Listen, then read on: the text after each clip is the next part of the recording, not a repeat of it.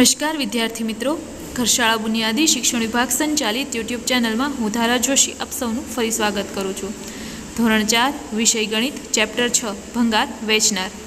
आज आपणे आ चैप्टर में किरण है ए જ્યારે ભંગારની લે વેચ કરે છે ત્યારે જે કાંઈ ગણતરી કરે છે એ ગણતરીઓ શીખવાની છે, એટલે કે વ્યવહારમાં ગણતરીઓ કઈ રીતે કરી શકાય તેની માહિતી મેળવવાની છે।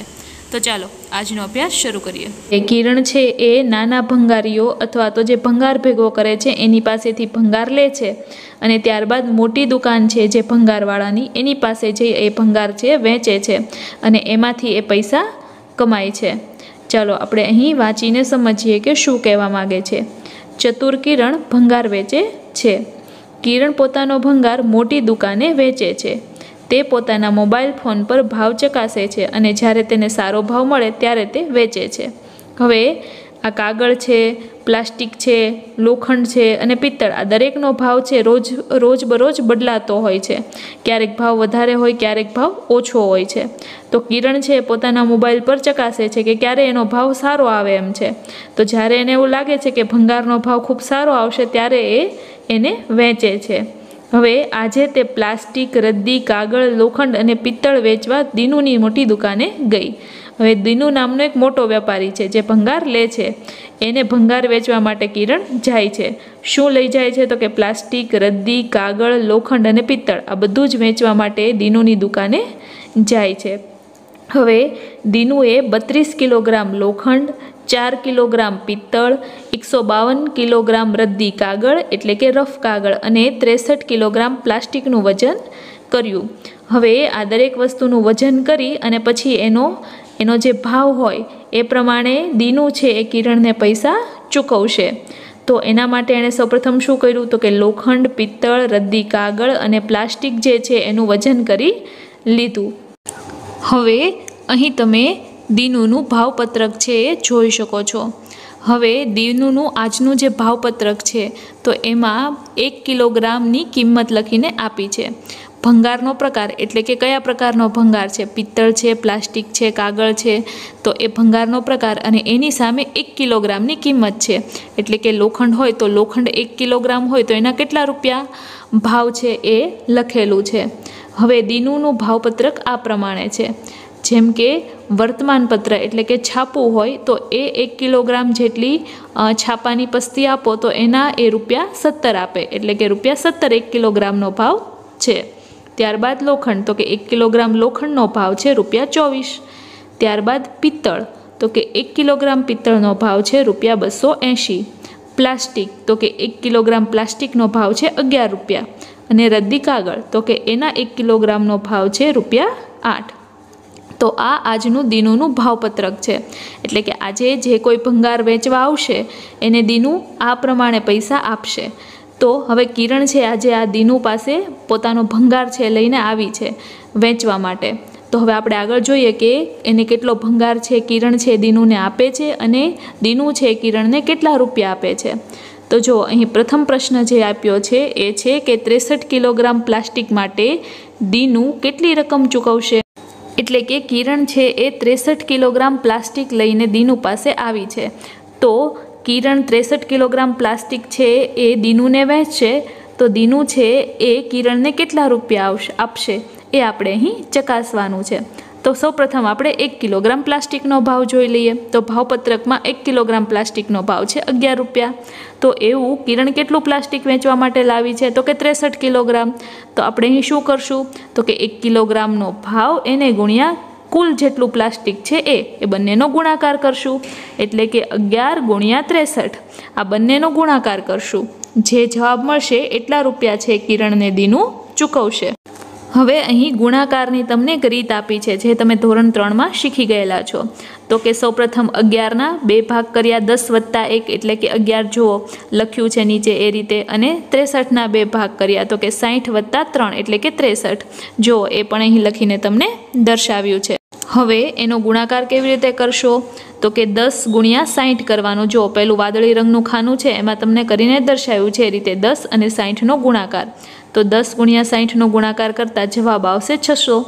ત્યારબાદ બીજું જે ખાનું છે બાજુમાં એમાં તમે જોઈ શકો છો કે 10 અને 3નો ગુણાકાર કરેલો છે. તો કે 10 અને 3નો ગુણાકાર થશે 30. 10 તેરી 30. ત્યારબાદ નીચેના ખાનું પીળા કલરનું ખાનું છે એમાં 1 અને 60નો ગુણાકાર છે. તો કે 60 એકા 60. અને છેલ્લું જે ખાનું છે એમાં 1 અને 3નો ગુણાકાર છે. 3 એકા 3. એટલે અહીં 60 ગુણ્યા 10 કરતાં 600 જવાબ મળે છે. 10 ગુણ્યા 3 કરતાં 30 જવાબ મળે છે. 60 ગુણ્યા 1 કરતાં 60 અને 3 ગુણ્યા 1 કરતાં 3 જવાબ મળે છે. હવે આ ચારેયનો આપણે સરવાળો કરશું. 600 વત્તા 30 વત્તા 60 વત્તા 3. આનો સરવાળો કરતાં જે કાંઈ જવાબ મળશે એટલા રૂપિયા જે છે એ કિરણને મળશે. એટલે કે દીનુને કિરણને ચૂકવવા પડશે. હવે અહીં તમે જોઈ શકો છો કે ચારેય જે ખાનામાં આપણે જે ગુણાકાર કર્યો હતો એ ચારેય ખાનામાં જે જવાબ મળ્યો હતો એનો અહીં સરવાળો કર્યો છે. એટલે કે 600 વત્તા 60 વત્તા 30 વત્તા 3. તો એ ચારેયનો સરવાળો કરતાં જવાબ આવે છે 693. એટલે કે આપણે એમ કહી શકીએ કે 63 કિલોગ્રામ પ્લાસ્ટિકના દીનુને 693 રૂપિયા ચૂકવ્યા હશે. હવે કિરણ 1 કિલોગ્રામ પ્લાસ્ટિક 10 રૂપિયામાં ખરીદ્યું. એટલે કે કિરણે જ્યારે નાના ભંગારીઓ પાસેથી પ્લાસ્ટિક લીધું ત્યારે એણે 1 કિલોગ્રામના 10 રૂપિયા આપ્યા હતા પ્લાસ્ટિકના. પરંતુ એણે 1 કિલોગ્રામ પ્લાસ્ટિક 11 રૂપિયામાં વેચ્યું. એટલે કે દીનુને જ્યારે કિરણ પ્લાસ્ટિક વેચવા ગઈ ત્યારે એણે 1 કિલોગ્રામ પ્લાસ્ટિક છે એ 11 રૂપિયામાં વેચ્યું. 10 રૂપિયામાં ખરીદ્યું અને 11 રૂપિયામાં વેચ્યું કિરણે. એટલે એને 1 રૂપિયો છે મળશે. 1 કિલોગ્રામ પ્લાસ્ટિકે એને 1 રૂપિયો મળશે. એટલે અહીં આપણને પૂછ્યું છે કે 1 કિગ્રા પ્લાસ્ટિક વેચતા તે કેટલા રૂપિયા કમાય? તો કે 1 કિલોગ્રામ કિરણ જ્યારે પ્લાસ્ટિક વેચે ત્યારે એ 1 રૂપિયો કમાતી હશે. તો એવું અહીંયા એણે કેટલું પ્લાસ્ટિક વેચ્યું? તો અહીં એણે દીનુને એવું 63 કિલોગ્રામ પ્લાસ્ટિક વેચ્યું. તો એ કેટલા રૂપિયા કમાઈ હશે? તો આપણે એમ કહી શકીએ કે 1 કિલોગ્રામ પ્લાસ્ટિક વેચવાથી જો એ 1 રૂપિયો કમાતી હોય તો 63 કિલોગ્રામ પ્લાસ્ટિક વેચવાથી 63 ગુણ્યા 1 એટલે 63 એકા 63. એટલે કે એ 63 રૂપિયા કમાઈ હશે. એટલે કે 1 કિલોગ્રામ પ્લાસ્ટિકનો એ 1 રૂપિયો કમાય છે. તો 63 કિલોગ્રામ પ્લાસ્ટિક વેચતા કિરણ જે છે એ 63 રૂપિયા કમાઈ હશે એમ આપણે કહી શકીએ. હવે બીજો સવાલ જોઈએ. કિરણ 32 કિલોગ્રામ લોખંડ વેચે છે. કિરણ છે એ દીનુને 32 કિલોગ્રામ લોખંડ વેચે છે. તો દીનુ કેટલા રૂપિયા ચૂકવશે? તો અહીં 1 કિલોગ્રામ લોખંડનો ભાવ જોઈએ તો એ છે 24 રૂપિયા. જો અહીં ભાવપત્રકમાં લખ્યા છે. તો જો 1 કિલોગ્રામ લોખંડનો ભાવ 24 રૂપિયા હોય તો 32 કિલોગ્રામ લોખંડનો ભાવ કેટલો હોય એ શોધવા માટે આપણે 1 કિલોગ્રામ લોખંડનો ભાવ અને એને ગુણ્યા કુલ લોખંડ આ બંનેનો આપણે ગુણાકાર કરવો પડે. એટલે કે આપણે અહીં 32 ગુણ્યા 24 કરવા પડશે. તો 32 ગુણ્યા 24 જો અહીં મેં ગુણાકાર કરીને તમને દર્શાવ્યો છે એ રીતે. સૌપ્રથમ આપણે અહીં 0 મૂકશું. ત્યારબાદ આપણે અહીં એકમ અને દશક એટલે કે દશકના સ્થાને જે 2 છે નીચેની સંખ્યા 24માંથી એ 2નો ઉપરની બંને સંખ્યા સાથે પ્રથમ ગુણાકાર કરશું. એટલે કે 2 દુ 4 અને 2 તેરી 6. ત્યારબાદ 24માંથી જે 4 છે એકમના સ્થાને જે 4 છે એનો ઉપરની બંને સંખ્યા એટલે કે 32 સાથે વારાફરતી આપણે ગુણાકાર કરશું. એટલે સૌપ્રથમ 4 અને 2નો ગુણાકાર કરશું. 4 દુ 8 અને 4નો 3 સાથે ગુણાકાર કરશું. એટલે 4 તેરી 12. હવે આપણે અહીં 640 અને 128 બંનેનો સરવાળો કરશું. એટલે કે 8 ને 4 વત્તા 2 એટલે કે 6 અને 6 ને 1 7. એટલે કે જવાબ મળશે 768. એટલે આપણે એમ કહી શકીએ કે 32 કિલોગ્રામ લોખંડના કિરણને 768 રૂપિયા મળશે. એટલે કે કિરણ જે 32 કિલોગ્રામ લોખંડ વેચે છે એના એને 768 રૂપિયા છે મળશે. બીજો સવાલ અહીં એમ કર્યો છે કે કિરણ 1 કિલોગ્રામ લોખંડ 22 રૂપિયામાં ખરીદે છે. એટલે કે કિરણ નાના ભંગારીઓ પાસેથી જ્યારે લોખંડ ખરીદ્યું હતું ત્યારે એણે 22 રૂપિયામાં ખરીદ્યું હતું અને અહીં 24 રૂપિયામાં વેચે છે. એટલે કે 22 રૂપિયામાં એ ખરીદે છે અને 24 રૂપિયામાં એ વેચે છે.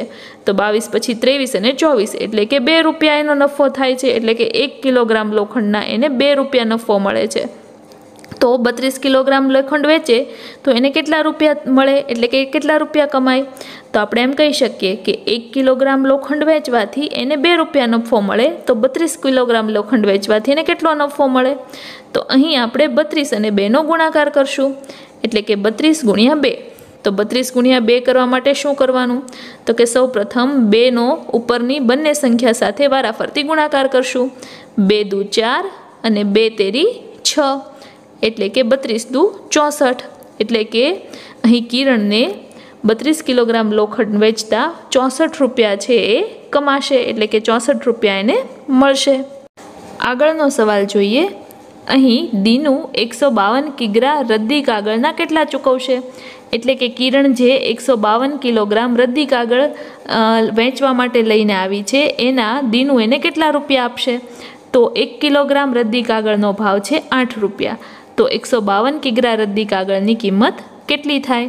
તો આપણે આગળ જેમ કર્યું હતું એ જ રીતે 152 ગુણ્યા 8 એમ આપણે અહીં ગુણાકાર કરવાનો. જો અહીં મેં તમને કરીને દર્શાવ્યો છે એ રીતે 152 એને ગુણ્યા 8. તો સૌપ્રથમ 8 છે એનો આપણે વારાફરતી 152 સાથે ગુણાકાર કરશું, એટલે કે 8ને સૌપ્રથમ 2 સાથે ગુણશું, ત્યારબાદ 8ને 5 સાથે ગુણશું અને ત્યારબાદ 8ને 1 સાથે ગુણશું. તો કે સૌપ્રથમ 8 દુ 16, એટલે કે 6 અને વધી 1 છે 5ની ઉપર આવશે. ત્યારબાદ 8 પંચા 40 અને 40 અને જે વધી 1 છે એમાં ઉમેરાશે, એટલે 40 ને 41. 41નો એકડો નીચે આવશે અને 4 છે એ ઉપર આવશે, એટલે કે 1ની ઉપર મૂકશું આપણે 4. પછી ત્યારબાદ 8 એકા 8 અને 8માં આપણે 4 ઉમેરશું, એટલે કે 8 વત્તા 4 થશે 12, એટલે કે જવાબ મળશે આપણને 1216. એટલે કે આપણે એમ કહી શકીએ કે 152 કિલોગ્રામ રદ્દી કાગળ છે એના 1216 રૂપિયા છે એ દીનુને ચૂકવવા પડશે. એટલે કે કિરણને 152 કિગ્રા રદ્દી કાગળ છે એ વેચે છે એના એને 1216 રૂપિયા મળશે. હવે અહીં જે 1 કિલોગ્રામ રદ્દી કાગળ છે એ કિરણે નાના ભંગારીઓ પાસેથી કેટલા રૂપિયામાં ખરીદ્યા હતા? તો કે 7 રૂપિયામાં ખરીદ્યા હતા. અને અહીંયા કેટલા રૂપિયા વેચે છે? તો અહીં 1 કિલોગ્રામ રદ્દી કાગળ એ 8 રૂપિયા વેચે છે, એટલે કે 7 રૂપિયામાં ખરીદ્યા અને 8 રૂપિયામાં કિરણ વેચે છે. તો એવા કેટલા કિલોગ્રામ વેચે છે? તો કે 1 કિલોગ્રામના એ 8 રૂપિયા એને મળે છે, એવા 152 કિલોગ્રામ વેચે છે. તો એને કેટલો નફો થાય? તો અહીં આપણે 152 ગુણ્યા 1 કરશું. 152 ગુણ્યા 1 એટલે 152, એટલે કે કિરણને 152 રૂપિયા છે એ મળે છે એમ આપણે કહી શકીએ. અહીં તમને ગુણાકારની બીજી રીત પણ આપી છે જે તમે જોઈ શકો છો. એ રીતે પણ તમે ગુણાકાર કરી શકો છો જે તમે ધોરણ 3માં શીખી ગયા છો.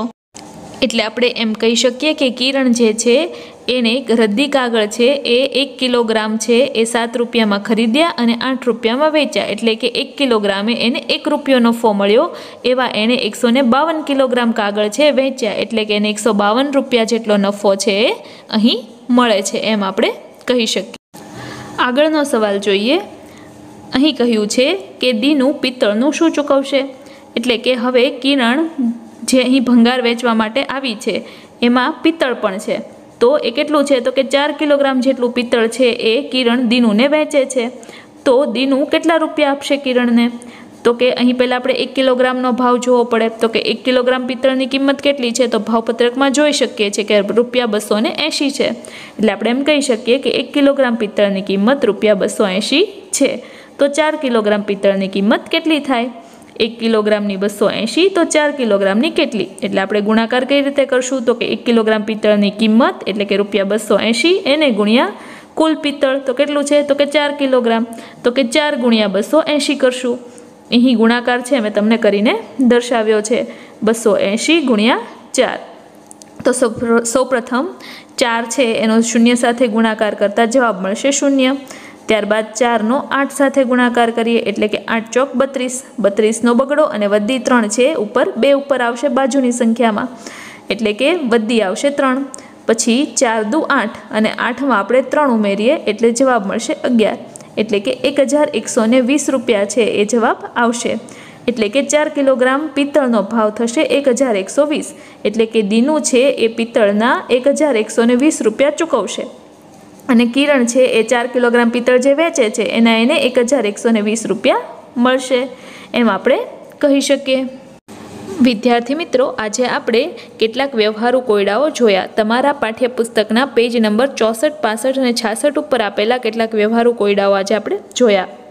હવે પછીના વિડીયોમાં આપણે કેટલીક વધારાની ગણતરી એટલે કે કેટલાક વધારાના ગુણાકાર છે એનો અભ્યાસ કરીશું. આ ઉપરાંત રૂપિયા અને પૈસા એની માહિતી મેળવીશું અને એની ગણતરીઓ કેમ થાય એ પણ આપણે શીખીશું.